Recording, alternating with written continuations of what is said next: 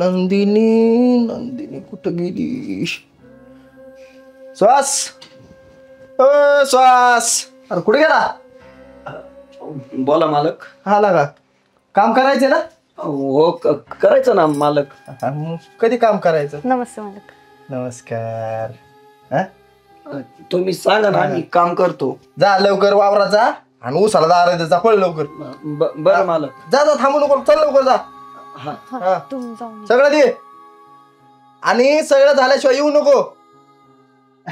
नाही कसं काम सगळं व्यवस्थित झालं पाहिजे ना. हा नाही बरोबर आहे.